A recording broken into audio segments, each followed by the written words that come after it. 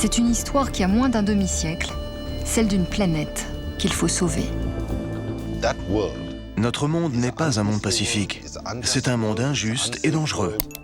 Est-il naïf de dire que nous devons construire un monde propre et vert? Depuis 40 ans, à la pointe du combat écologique, Greenpeace est devenu l'une des voix les plus fortes, les plus craintes de cette planète en danger. Puissant aujourd'hui, ce n'est au départ qu'un petit groupe aux cheveux longs. Au début, on était juste une bande de hippies. Et on est longtemps resté une bande de hippies. Dès le début, ils mettent au point une méthode. L'action de Greenpeace, c'est pas tellement pour mettre une banderole et dire « regardez le logo », c'est dire « regardez ce qui se passe là, vous ne l'avez pas vu jusqu'à maintenant ». L'action directe, les images choquent. La méthode sera la clé du succès. Greenpeace a un destin exceptionnel. Son histoire épouse la progression du mouvement écologique, comme ses crises.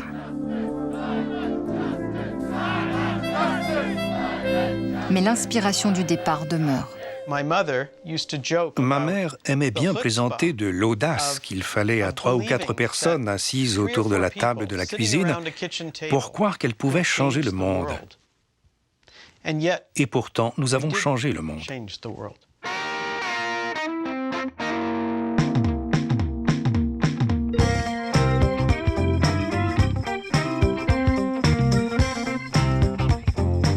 Début des années 70.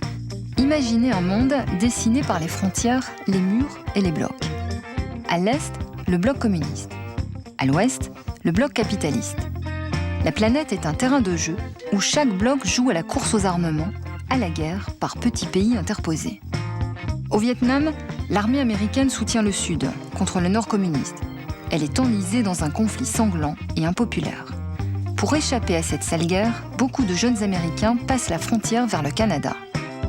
Petite ville tranquille de la côte ouest, Vancouver est secouée par l'arrivée massive de ces jeunes Américains, héros de la contre-culture et de la contestation. Le mouvement pacifiste était très fort à Vancouver. Beaucoup de militants venaient des États-Unis. Il y avait aussi beaucoup de pacifistes canadiens et des Quakers. C'était très mélangé. Communistes, anarchistes, hippies, on sentait dans l'air que quelque chose se passait. Ça bouillonnait.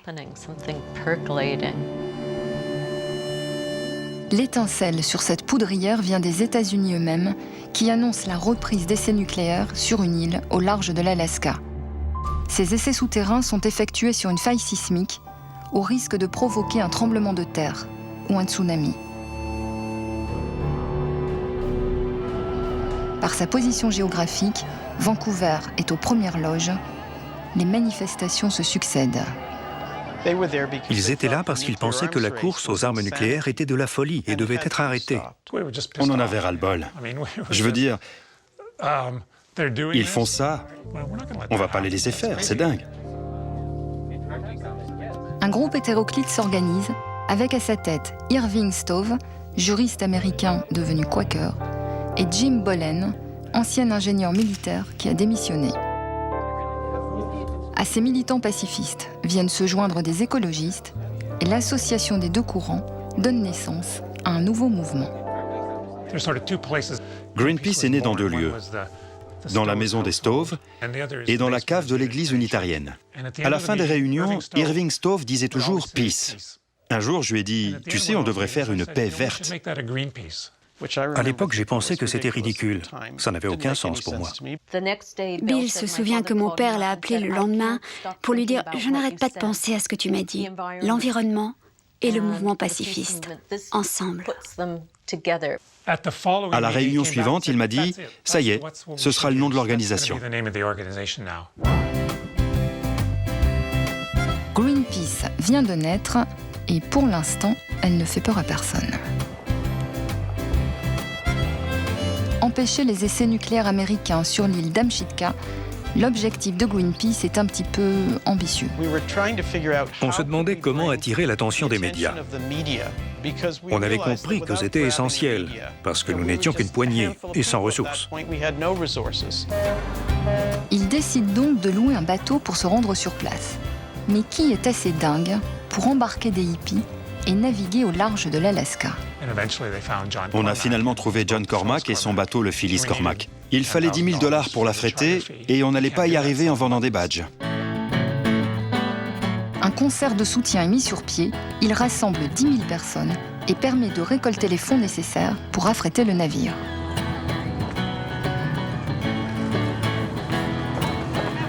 En fait, le Phyllis Cormack est un vieux bateau de pêche, pas tout à fait taillé pour cette aventure, mais l'époque est à l'optimisme. Le projet crée l'événement et une nouvelle tête fait son apparition sur les écrans. It's just such madness that it's almost a logical area to attack, because two different kinds of madness have come together there. There's the Cold War madness, and there's the let's pollute, it doesn't matter, the main thing is to make a buck, and that madness is there too, so you're attacking both of them.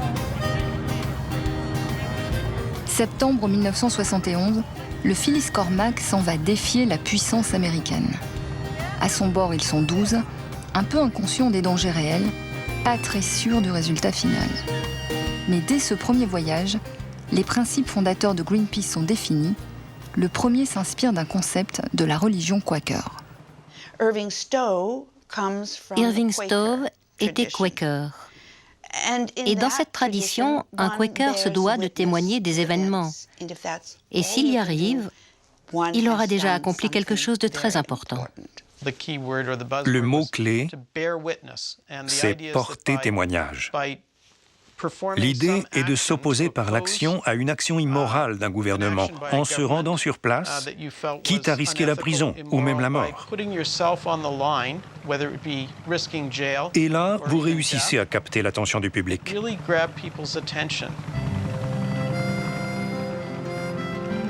Porter témoignage sur ce que l'on cache, que l'on nous cache. Et dans ce but, utiliser les relais médiatiques. C'est le deuxième principe de Greenpeace. À bord du Phyllis Cormack, ils sont plusieurs journalistes. Ben Metcalfe raconte les péripéties de l'aventure pour Radio-Canada.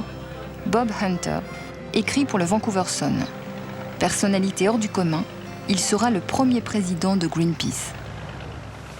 Bob Hunter était charismatique. Il avait la capacité d'inspirer les gens. C'était un leader naturel. Il était le philosophe de l'organisation, un vrai visionnaire pour l'ensemble du mouvement écologiste. Hunter envoie sa chronique tous les jours. Objectif, maintenir l'intérêt du public sur ce voyage improbable. On a embarqué les médias avec nous dans nos campagnes. Nous sommes devenus nos propres médias quand il le fallait. This is Ben Metcalfe aboard the Greenpeace, reporting to Radio News. The Greenpeace has now been out nearly a month on its voyage of protest against the U.S. hydrogen bomb test at Amchitka. Je me souviens des transmissions du Greenpeace qui étaient captivantes. La voix de Ben Metcalfe craquait sous les parasites. Elle était parfois à peine audible, mélangée au bruit des vagues. À terre, toute une organisation permet de relayer les informations en provenance du bateau. This is Dorothy Metcalfe of the Greenpeace ashore. Yes. One moment, please. I'll start our recorder. Thank you. J'ai conçu mon propre travail parce que je connaissais la diffusion des infos. Je savais ce dont les médias avaient besoin. J'ai fait une liste des radios de Vancouver, ainsi que des agences de presse nationales et internationales. Le génie de Greenpeace, c'est de s'être emparé de cette idée de porter témoignage et de s'en être servi pour capter l'attention des médias.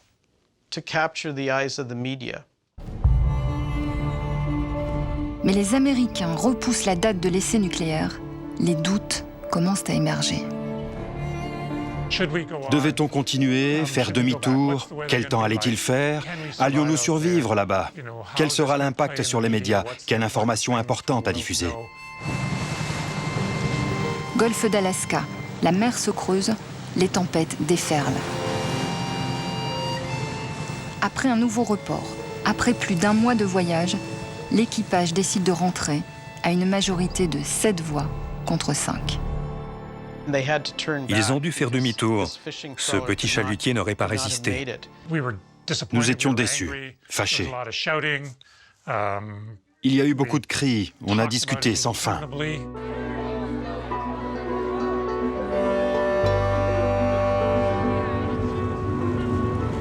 Retour au port après 45 jours de mer.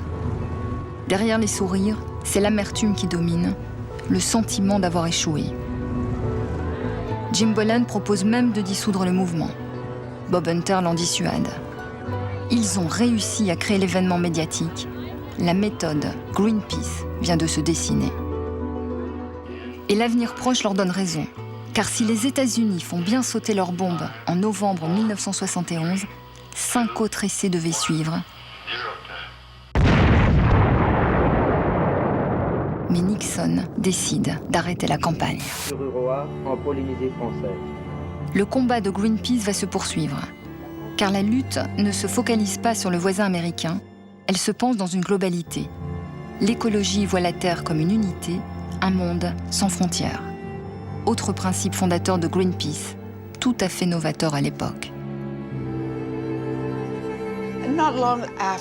Peu de temps après, les Français annoncèrent qu'ils allaient faire des essais atmosphériques dans le Pacifique Sud. Cette décision alerta le groupe Greenpeace. Que faire?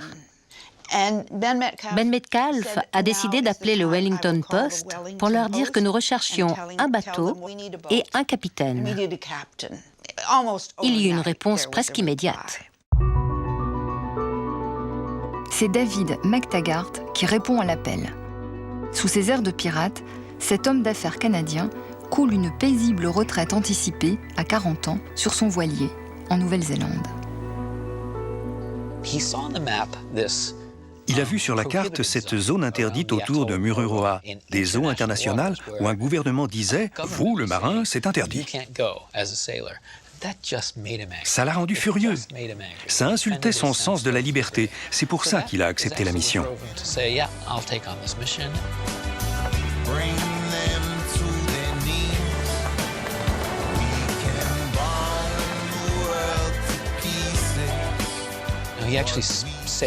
Il a finalement navigué avec son petit bateau jusqu'à la zone de test nucléaire, sans savoir si la bombe allait exploser ou pas, mettant au défi une des plus puissantes forces militaires de la planète. McTaggart atteint l'atoll de Mururoa après 4700 km de navigation.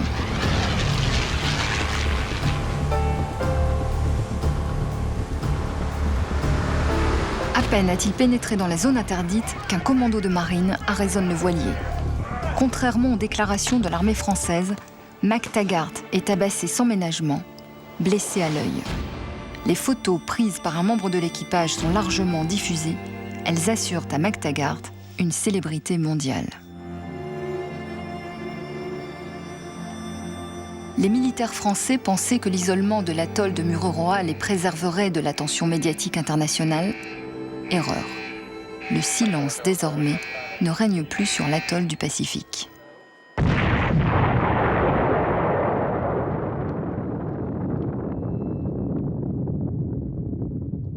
Un an plus tard, la France décidera de mettre fin à ses essais nucléaires dans l'atmosphère.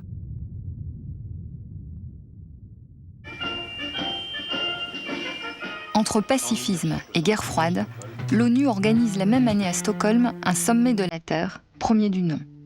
Des délégués d'une centaine de pays y débattent de pollution, cette pollution massive, fruit de l'industrialisation de l'après-guerre. Sous le slogan « Une seule Terre », émerge le concept de pollution au-delà des frontières. Idée centrale du mouvement pour l'environnement, à contre-courant du monde paranoïaque de l'époque.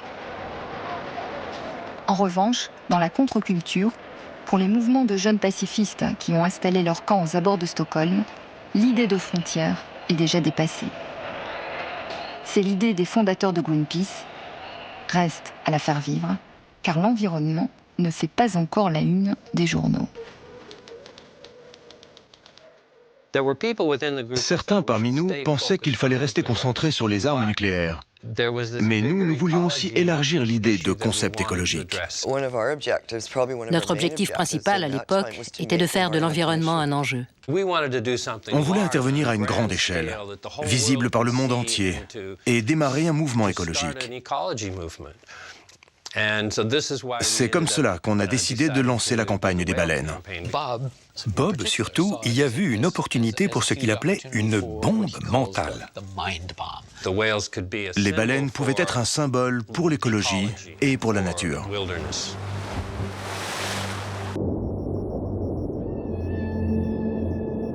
Depuis le 19e siècle, les baleines sont impitoyablement décimées. Malgré des appels répétés pour un moratoire de la chasse, les pays baleiniers, Japon, Russie, Islande et Norvège en tête, poursuivent le carnage et tuent jusqu'à 100 000 baleines chaque année. Une souscription permet de financer l'expédition. Le Phyllis Cormac reprend du service et cette fois, ils sont des milliers sur le quai pour voir partir le navire.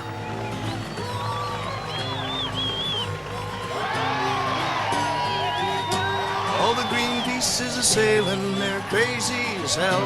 They'll be riding the big ocean in a hollowed-out shell. They'll probably get seasick, or they'll probably go blind. They're probably on drugs, or at least out of their minds. What is a whale? Greenpeace n'est pas une organisation encore très connue, mais déjà, l'équipage s'internationalise. We have two things. One of them is that we'd like to point out to everybody that we're not just a Canadian boat with a Canadian crew, that we are in fact an international crew flying under a United Nations flag. And we have people here from all over the world who can speak a bunch of different languages. And one of the languages we're learning to speak here is whale. Il faut 2 mois de traque pour apercevoir enfin les baleiniers soviétiques. 3 bâtiments forment leur flotte, un bateau-usine et 2 navires harponneurs.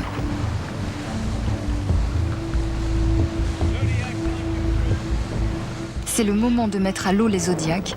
Le Zodiac, nouvel ingrédient, complète la méthode Greenpeace. C'était un abattoir flottant pour les baleines. C'était horrible. Le sang coulait à flot par d'immenses tuyaux sur les flancs du bateau. Et l'odeur, on pouvait la sentir sur des kilomètres. Ça ressemblait à une scène de crime.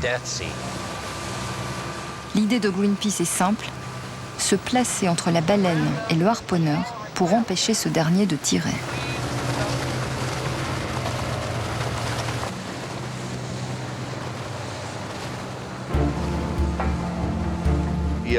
Chaque fois que le harponneur tirait, je bougeais le bateau pour le bloquer. Ça fonctionnait très bien. Je regardais Bob et je lui disais « c'est génial ».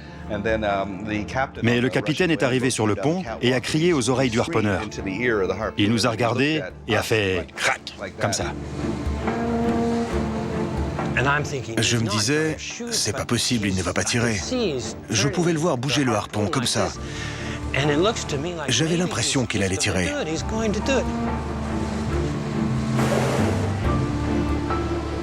Et il l'a fait. On a entendu l'explosion. Et il y a eu ce câble qui a fendu l'air et qui est tombé au ras de leur bateau. Ça aurait facilement pu les tuer.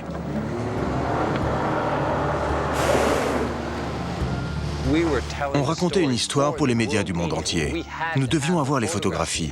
Nous devions avoir les images. Parce que si on revenait juste en racontant l'histoire, ça n'aurait pas été suffisant.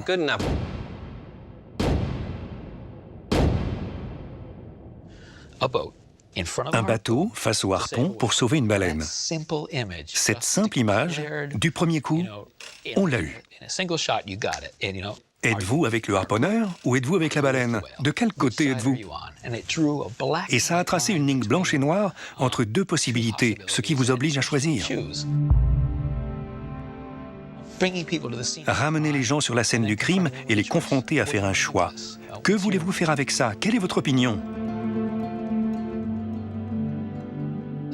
Cette question est devenue une métaphore de ce que nous demandons aux gens de faire. Je vous demande d'agir. Je vous demande de prendre position.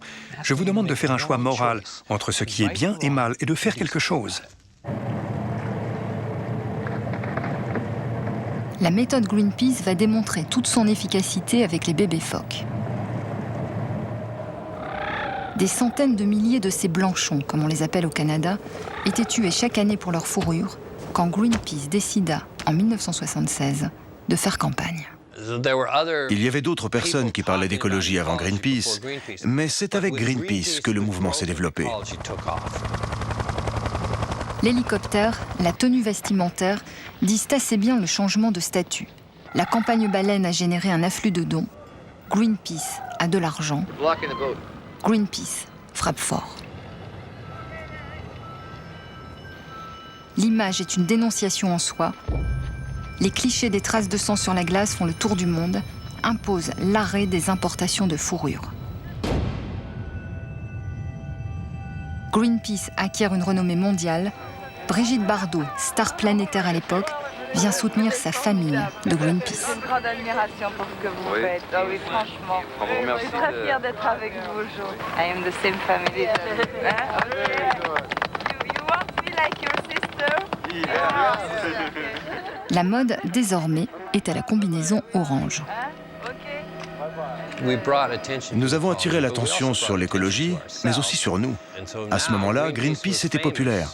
Et la plus grande difficulté à laquelle nous devions faire face était que des groupes Greenpeace se développaient partout à travers le monde. Nous avons reçu une lettre qui disait « Salutations de Greenpeace Boston ». Et tout le monde se disait « Yeah, nous avons Greenpeace à Boston ». On poussait comme des champignons après la pluie. C'était le bordel. C'était le bordel, hein. Faut dire les choses telles qu'elles sont, mais c'était un peu inévitable puisque c'était une époque de créativité tout à fait extraordinaire. C'était un vieux rafio des docks de Londres promis à la casse. Le Sir William Hardy devient le Rainbow Warrior. Un beau nom pour un bateau au destin tragique. Un beau nom inspiré par Bob Hunter, qui se retire sur la pointe des pieds et laisse une vieille connaissance prendre la barre de Greenpeace. On devait rassembler toutes les énergies et David McTaggart était essentiel. C'était celui qui avait le plus d'expérience. C'était un homme d'affaires et il avait l'expérience pour diriger un groupe. Il était celui qui rassemblait les gens. C'était quelque chose de très difficile à faire, mais il a réussi.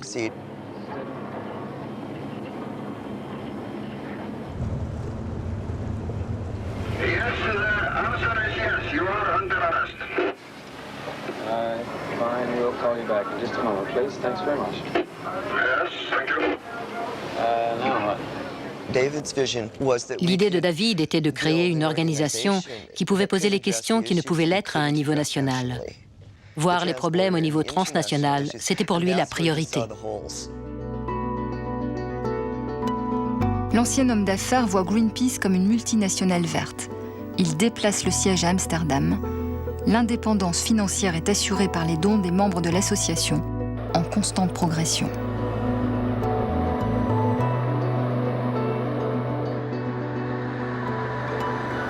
Pour McTaggart, qui est entré en écologie par l'atoll de Mururoa, le nucléaire reste un combat prioritaire. Et le traitement des déchets des centrales permet à Greenpeace de révéler un nouveau scandale. Tous les États européens qui avaient une industrie nucléaire à l'époque s'embêtaient pas avec les déchets, ils les balançaient directement à 500 km au large de l'Espagne. C'est difficile à croire aujourd'hui. Il y avait des fûts de déchets radioactifs qui étaient jetés par-dessus bord. 208 litres, comme ça, de déchets radioactifs. Ce n'était pas très loin des côtes, devant notre nez, au large de l'Espagne. Personne ne le voyait ou ne voulait le voir. Après la traque des navires chargés de la sale besogne, on sort les Zodiacs. Commence alors un drôle de balai, sous l'œil de la caméra.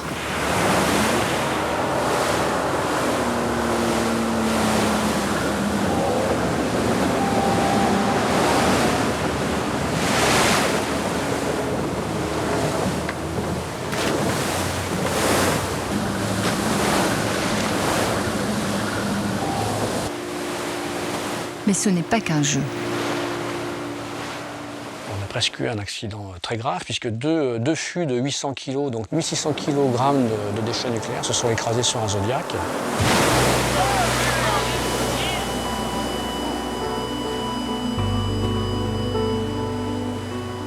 Sans doute un pressentiment, j'ai appuyé sur le bouton pour une longue rafale. J'ai eu toute la séquence du tonneau. C'est une photo qui a été très très loin, qui a voyagé tout autour de la Terre, qui a fait des centaines de publications. Le rapprochement entre l'action, la prise de photos et le résultat campagne, en moins de 6 mois, a été vraiment très spectaculaire. 6 mois plus tard, la Convention de Londres décrète un moratoire sur l'immersion en mer des déchets radioactifs.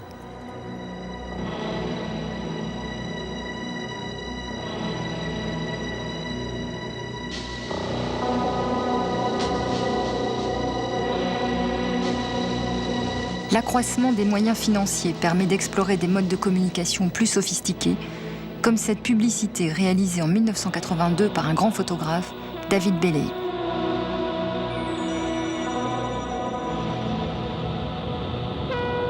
Dans le collimateur, l'industrie du nucléaire.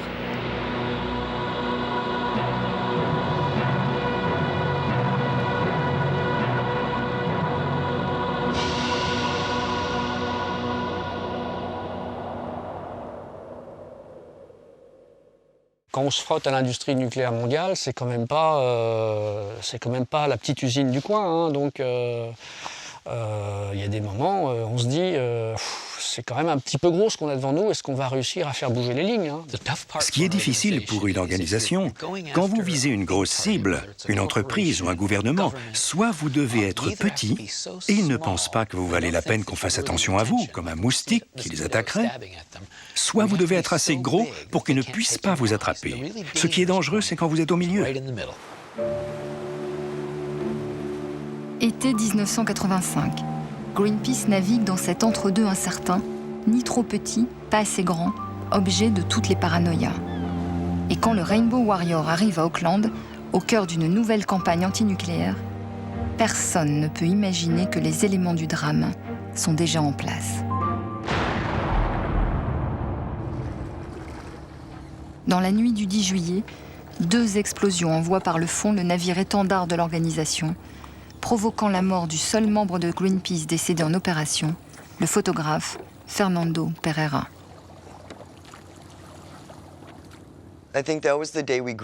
Je pense que c'est le jour où nous avons grandi. Le jour où le Rainbow Warrior a coulé et que Fernando est mort. C'est le jour où nous avons cessé d'être adolescents pour devenir adultes. Devenir une cible, se savoir infiltré, le traumatisme est grand. CIA, KGB, service anglais, tout paraît improbable et possible. Finalement, l'enquête prouve la responsabilité des services secrets français. Greenpeace est dans la ligne de mire et n'a pas le choix. Il faut grandir. C'était une période très dure à cause de ce qui s'était passé et la façon dont cela a changé l'organisation. C'est le ministère de la Défense qui a transformé Greenpeace en première organisation mondiale de défense de l'environnement. Dès la fin 1985, les chèques se sont mis à pleuvoir sur Greenpeace comme la misère sur le bas monde. Hein. Et les militants rejoignaient l'organisation en masse. Et pour être capable de faire face à un tel engouement, c'était très difficile. Finalement, Greenpeace surmonte le traumatisme avec ses propres armes. Elle le met en scène. C'est devant les caméras que le Rainbow Warrior est coulé dans la baie de Matori, en Nouvelle-Zélande.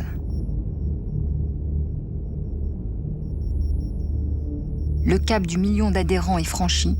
Greenpeace doit se remobiliser autour d'un projet ambitieux. Il y avait tant d'argent qui rentrait, il y avait tellement de tensions dans l'organisation que nous devions rester concentrés sur ce que nous voulions. Greenpeace se lance alors dans un projet un peu fou, sauver l'Antarctique. La Convention de Wellington, sous prétexte de préserver le continent, autorise l'exploration de ses ressources minières. Elle ouvre la porte aux grandes compagnies qui ne demandent qu'à se partager le gâteau.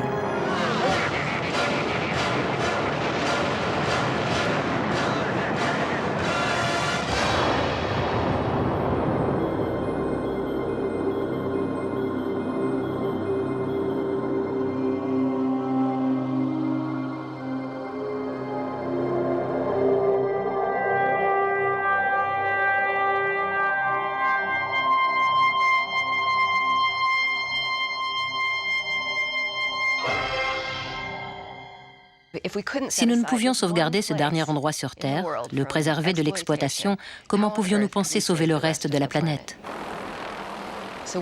Alors nous avons décidé d'aller sur le continent pour y installer notre base de recherche.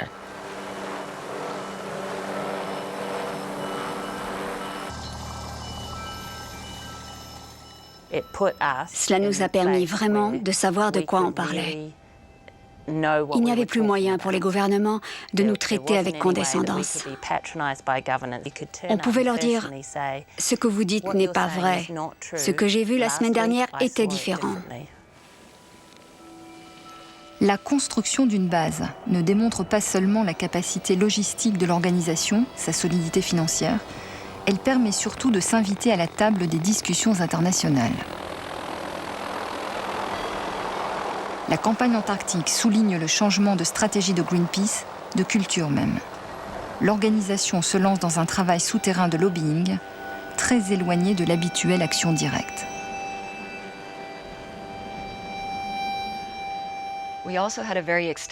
Nous avons aussi mené une campagne de lobbyisme à un niveau assez haut, avec des gens connus.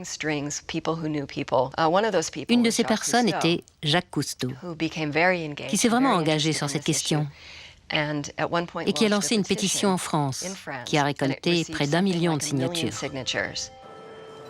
Ironie de l'histoire, c'est la conjoncture politique française qui va donner un coup de main à Greenpeace. Michel Rocard vient d'être nommé Premier ministre. Parmi ses objectifs, réparer la faute de l'attentat du Rainbow Warrior. Michel Rocard m'a tout de suite appelé en me disant « Brice, il faut absolument qu'on efface cette tâche sur notre honneur national. C'est pas possible d'avoir fait une chose pareille. Viens m'aider à faire une politique de l'environnement très forte. » Et on a notamment axé cette politique sur le Pacifique. Qu'est-ce qu'on peut faire dans l'environnement ou pour l'environnement dans le Pacifique Sud? Je n'oublierai jamais, en 1989, j'ai reçu un appel de la personne avec qui nous travaillions à la Fondation Cousteau. Et il me dit « Kelly, la France est sur le point d'abandonner le traité de l'Antarctique et va appuyer la protection environnementale. » Et je lui ai dit « Ok, c'est bien, c'est une bonne nouvelle. » Il m'a répondu « Kelly, nous avons gagné la campagne. » Avoir un pays qui décide d'abandonner était une chose énorme. Et par la suite, quand l'Australie a fait la même chose très peu de temps après, ce n'était qu'une question de temps. Les 2 premiers dominos étaient tombés. Et ce fut ensuite une réaction en chaîne. Les autres allaient suivre. Et c'est exactement ce qui est arrivé. L'Antarctique est sauvée. Par le traité de Madrid en 1991, le continent devient réserve naturelle mondiale. Toute exploitation minière y est interdite pour une durée de 50 ans. Greenpeace, qui a englouti de gros moyens dans cette aventure, peut savourer sa victoire. Mais ce succès a son revers. Cette réussite, obtenue par un travail en coulisses, est quelque peu invisible. L'organisation en tire peu de bénéfices.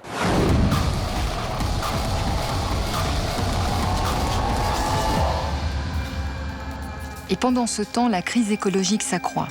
Trous dans la couche d'ozone, catastrophe nucléaire à Tchernobyl, chimique à Bhopal, effet de serre, destruction de la forêt amazonienne. Pour la première fois, l'environnement devient une préoccupation de premier plan. Quel héritage sera laissé aux enfants de cette planète ?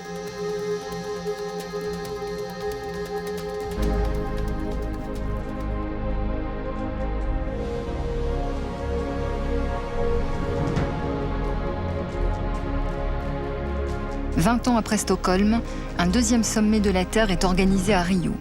Cette fois, crise oblige, les chefs d'État et de gouvernement se déplacent. C'est le plus grand rassemblement de dirigeants mondiaux de l'histoire. Pour la première fois, un texte associe le développement et la protection de l'environnement. Une convention sur le climat affirme la nécessité de réduire les émissions de gaz à effet de serre. En marge du sommet officiel, 17 000 personnes assistent aux divers forums organisés par les représentants de 1500 ONG. L'environnement devient un enjeu politique et social. Greenpeace peut s'en réjouir, mais l'organisation est noyée dans la multitude. Son message se dilue et se banalise. Crise d'identité, crise financière. Après avoir frôlé les 5 millions en 1990, le nombre d'adhérents chute. Greenpeace doit retrouver son image, revenir à ses méthodes traditionnelles. l'année 1995 va lui en fournir l'opportunité. Depuis les années 70 et la flambée des prix du pétrole, la mer du Nord est devenue un vaste champ de plateformes pétrolières qui ont poussé comme de la mauvaise herbe. Mais ces plateformes vieillissent, que faire quand il faut s'en débarrasser ? Shell est la première compagnie confrontée au problème et y répond très simplement. On va les jeter au fond de la mer. Les compagnies pétrolières prétendaient balancer dans l'environnement des installations de dimensions comparables à la Tour Eiffel. Des déchets au fond de l'eau, la perspective d'une confrontation directe, l'occasion est trop bonne. Greenpeace remet les Zodiacs à la mer. S'engage alors une lutte féroce pour l'occupation de la plateforme Brent Spar. De l'hélicoptère, nous pouvions voir les Zodiacs s'entrecroiser avec les canons à eau qui leur tiraient dessus.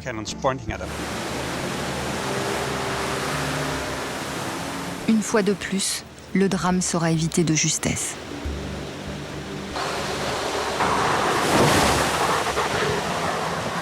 Al et moi avons réalisé à ce moment qu'il y avait à bord de ces bateaux des gens qui n'auraient aucun problème à nous tuer. Des canons à eau qui visent un hélicoptère, c'est le geste de trop qui transforme une campagne. Greenpeace Allemagne lance un boycott des stations Shell. La compagnie perd 5 millions d'euros par jour.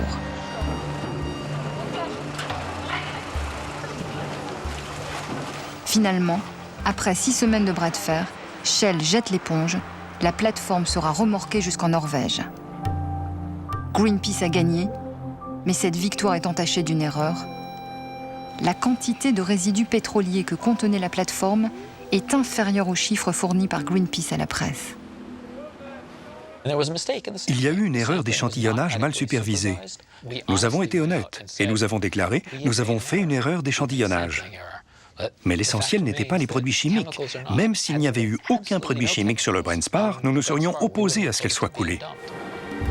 Peu importe que Greenpeace ait raison sur le fond, sa crédibilité est sérieusement mise à mal, mais l'actualité lui donne très vite l'occasion de rebondir. La France va reprendre ses essais nucléaires. Après une large consultation, j'ai pris la décision, parce que je la considérais nécessaire aux intérêts supérieurs de notre nation. Jacques Chirac, en annonçant la reprise des essais nucléaires français dans le Pacifique, ouvre un nouveau chapitre d'une guerre qui oppose Greenpeace et la France depuis près d'un quart de siècle.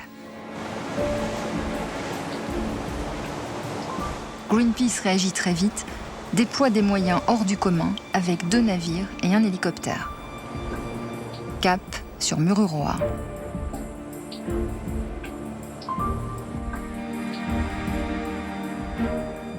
Le premier objectif, la médiatisation de l'événement, est rapidement atteint. La France est renvoyée sur le banc des accusés, mais cette forte présence médiatique change la nature même de la campagne. Cela ressemblait à une guerre des médias. J'avais jamais vu ça et j'ai jamais plus revu ça. J'ai jamais vu tellement de journalistes du monde entier qui s'étaient déplacés. Le monde entier regardait la confrontation entre Greenpeace et la puissance de la France. Rainbow Warrior, this is Lavalier. Your boat is inside the French territorial waters of Mururoa. I request you stop immediately. And I am going to Mururoa. Les essais nucléaires glissent au second plan. Ce qui passionne les médias, c'est cette bataille navale entre Greenpeace et son meilleur adversaire. Mais la bataille tourne court. Yeah, they're about to get on board. Greenpeace joue son va-tout, franchit le périmètre de la zone interdite. Les commandos de marine passent à l'attaque. En 2 heures, Greenpeace perd ses 2 navires, mais perd aussi la bataille des images. Car ce sont les images de l'armée française qui montreront l'assaut au monde entier. Celles de Greenpeace ne pourront être envoyées. Voici les dernières qui ont été tournées. Rainbow Warrior. The French commanders have cut the main terminal, the main internal communication. La capture des 2 bateaux a été un sale coup pour nous, parce que les 2 navires étaient capables de transmettre des images vidéo au reste du monde.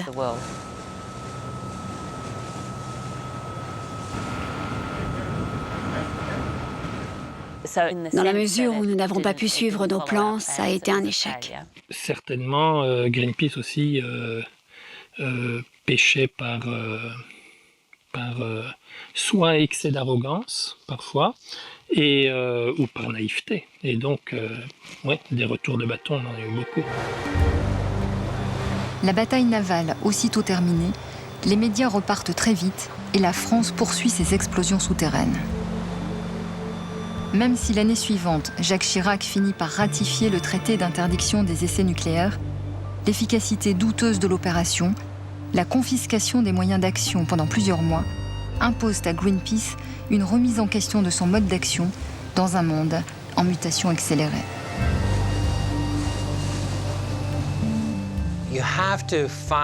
Nous devons trouver de nouvelles manières de raconter nos histoires. Parce qu'une fois que vous les avez racontées d'une certaine façon, ça n'a plus rien de nouveau. Bloquer des bateaux en Zodiac, ça a déjà été fait, les gens ont déjà vu ça. Il faut sans cesse se réinventer si nous voulons changer la société. Le sommet de l'Organisation mondiale du commerce à Seattle devait marquer l'avènement de la globalisation des échanges. Il révèle au contraire l'émergence de résistances fortes à la mondialisation libérale. Ce sont les mouvements altermondialistes qui occupent le pavé, captent l'attention, canalisent la colère.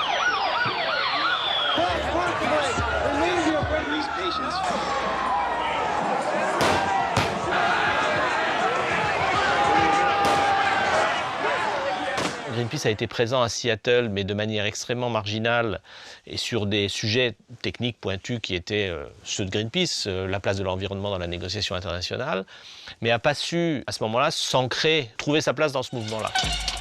What is our constitutional rights? Give me my constitutional rights and you have them too. We don't, nobody does. Go home, go home, go home. Une violence inattendue s'exprime à Seattle. Les repères habituels éclatent. L'écologie doit s'intégrer dans les mouvements des échanges du commerce international, au même titre que d'autres valeurs non marchandes, comme les droits de l'homme ou les droits fondamentaux du travail. L'écologie ne se résume plus à la seule préservation des ressources, elle doit aussi viser le partage des ressources. Il lui faut prendre en compte l'exigence des pays du Sud au développement. La dimension nord-sud de ces problématiques-là était très peu intégrée dans l'approche Greenpeace. Et pourtant, il fallait bien que Greenpeace se positionne par rapport à ce mouvement-là. Greenpeace ouvre de nouveaux bureaux, en Chine continentale, en Inde, en Afrique, en Amérique du Sud, et change son angle d'attaque. Exemple, dans le golfe de Guinée. Il ne s'agit pas ici de protester afin de préserver une espèce en danger, mais de pointer du doigt de nouvelles pratiques de pêche qui mettent en péril non pas l'équilibre écologique, mais l'équilibre économique de la région. Pour limiter la pression de pêche autour de l'Europe, on a envoyé les bateaux pêcher au large de l'Afrique, avec des accords de coopération avec le Maroc, avec le Sénégal, ainsi de suite. Ce qui a eu pour effet assez direct d'augmenter la pression de pêche localement et de couper, du coup, les capacités de pêche des petites pêcheries traditionnelles. Ce qui amène un certain nombre de pêcheurs traditionnels à devoir abandonner le métier. Comme ils ont une barcasse, qu'ils n'ont plus de quoi pêcher, eh bien, ils deviennent passeurs pour des migrants qui rejoignent les Canaries. Voilà. Et la boucle est bouclée. Ici, on fabrique des jeans à la pelle. Ce pourraient être des circuits électroniques ou des jouets. Pollution en Chine, devenue l'usine à bas coût du monde. Déforestation en Amérique du Sud ou en Afrique, devenue fournisseur de matières premières. Au-delà de la dénonciation du scandale, Greenpeace fait sa mue, intègre la compréhension des circuits économiques dans sa recherche de solutions. Symbole de cette évolution, le choix du nouveau directeur général. Bonjour, je m'appelle Koumi Naïdou, je viens d'Afrique du Sud. Un des problèmes du monde d'aujourd'hui vient de notre incapacité à apporter des réponses globales. Nous ne pouvons parler de justice sans parler de justice économique, parce que la justice environnementale est influencée par les pratiques des systèmes économiques. For example, in South America, rainforests and other natural landscapes are destroyed every day to make room for genetically engineered monocultures and pasture. At the same time, the genetic engineering lobby claims genetically engineered crops can help to reduce world hunger. Genetic engineering is not the answer. La campagne OGM nous a permis de commencer à nous positionner sur un champ un peu plus large où on a dit c'est le modèle agricole qu'il faut remettre en question. Les OGM, c'est pas qu'une question franco-française, c'est aussi une question de souveraineté alimentaire dans un certain nombre de pays de la planète. Ministry of Rice. Take this ingenious invention that Gene is carefully preparing. Looks like normal rice, you're thinking. But in fact, it's genetically modified rice. Les nouvelles menaces, invisibles pour la plupart, posent un véritable défi à Greenpeace qui doit toucher un public plus volatile, habitué d'Internet. Fire! Who makes the weed killer? Fire! Let's keep this in the family. It's so innovative and new, you'll be the first in the EU to test it. Comment peut-on reprendre les choses que nous avions trouvées à l'époque de la télévision et les adapter au fonctionnement des médias sociaux? Comment faire de ces outils une bombe mentale aujourd'hui?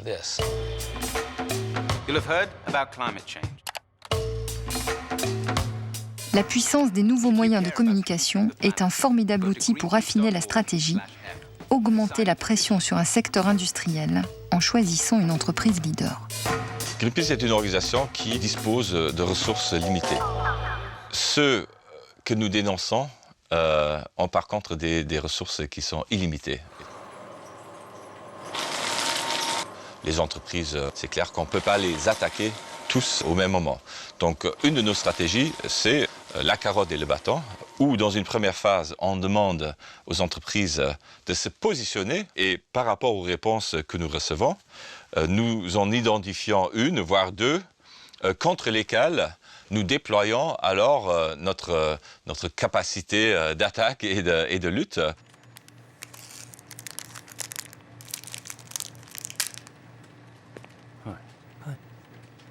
L'impact de cette campagne contre l'emploi par Nestlé d'huile de palme, qui favorise la déforestation, a été fulgurant.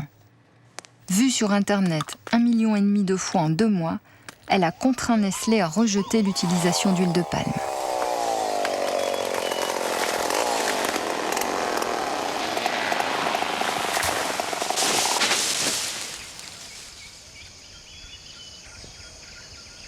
Le deuxième sur la liste dans son secteur industriel, vous l'appelez, et lui, il va décrocher son téléphone tout de suite en disant « Ok, on se voit ».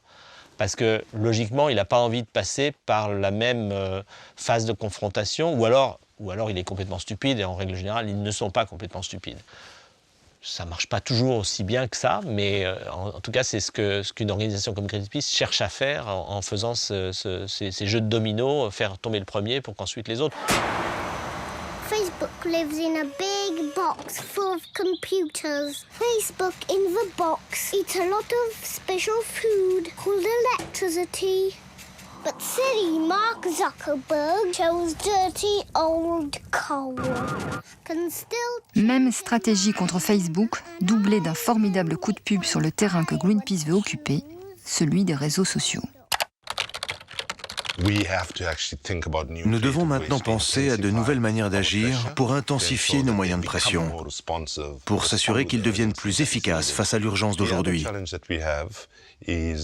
L'autre défi est posé par l'environnement médiatique global dans lequel nous vivons, qui encourage certains travers de notre société.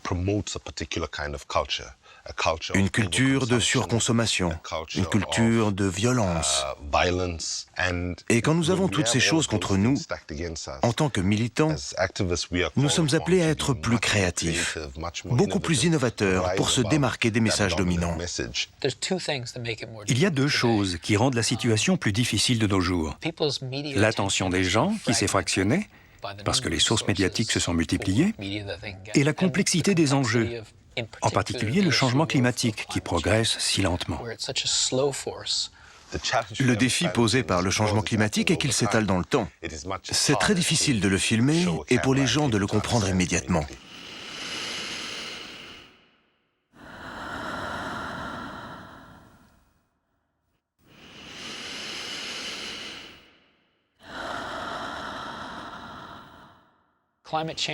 Le changement climatique est la plus grande menace qu'en tant que civilisation, en tant que personne, en tant que planète, nous n'ayons jamais vue. Et si nous n'en tenons pas compte, c'est fini.